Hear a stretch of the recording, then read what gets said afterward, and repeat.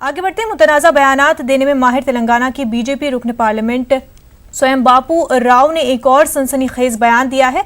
उन्होंने कहा कि अगर कोई फॉरेस्ट ओहदेदार कबाइल की जमीन पर शजरकारी करने की कोशिश करे तो उसे सबक सिखाया जाएगा, जरूरत पड़े तो उस पर हमला भी करने का कबाइलियों को मशवरा दिया। अपने हल्के पार्लियामेंट आदिलाबाद के उटनूर इलाके में मुनक्किदा एक जलसे से खिताब के दौरान उन्होंने ये बात कही। वाज़ेह है कि चंद दिन कबल उन्होंने मुस्लिम नौजवानों को सख्त वार्निंग दी थी। उन्होंने कहा था कि अगर कोई मुस्लिम नौजवान कबायली लड़कियों से इश्क लड़ाए तो उसका सर धड़ से अलग कर दिया जाएगा।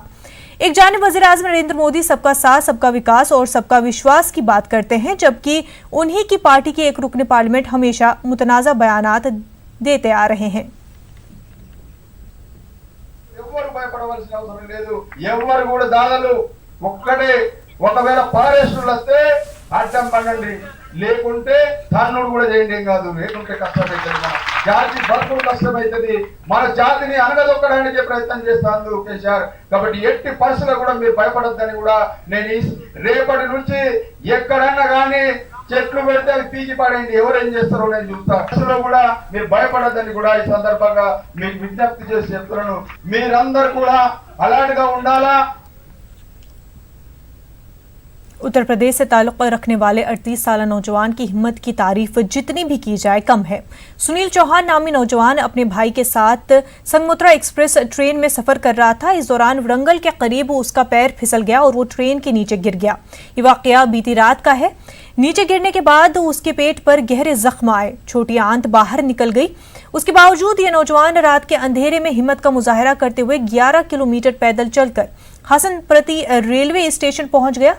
स्टेशन मास्टर ने जख्मी नौजवान को देखकर 108 एम्बुलेंस को फोन किया, जिसके बाद जख्मी नौजवान को वरंगल के MGM हॉस्पिटल मुंतकिल किया गया, जहां वो जेर इलाज है।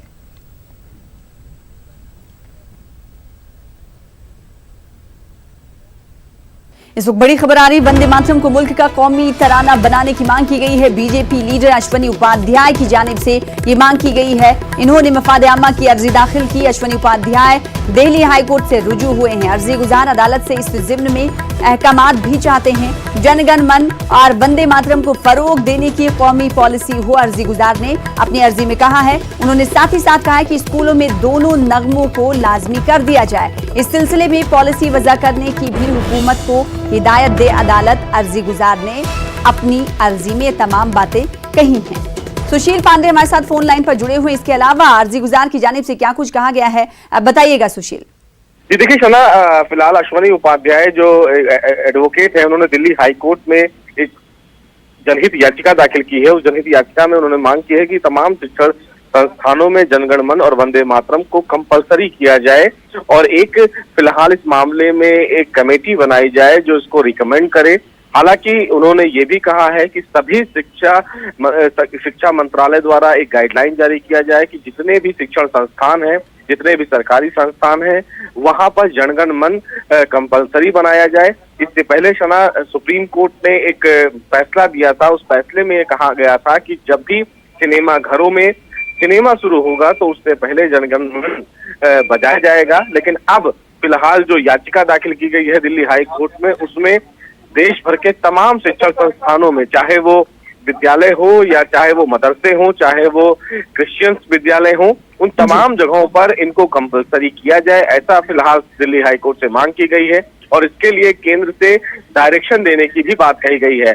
हालांकि दिल्ली हाई कोर्ट में यह याचिका दाखिल की गई है, तो देखते ये हैं कि दिल्ली हाई कोर्ट इस याचिका पर जब सुनवाई करता है तो केंद्र सरकार से क्या जवाब तलब करता है। जी, जाहिर सी बात, अब देखने वाली बात होगी जब इस मामले पर सुनवाई होगी तो क्या कुछ जवाब मरकजी सरकार से तलब करता है और क्या कुछ हिदायत देता है पॉलिसी वजह करने के लिए। बहुत शुक्रिया सुशील पांडे हमारे साथ जुड़ने के लिए और इस हवाले से मजीद बातचीत करने के लिए, अपडेट फराहम करने के लिए। फिलहाल इसी के साथ आज की ताज़ा खबर में इतना ही। दीजिए इजाजत, आदाब।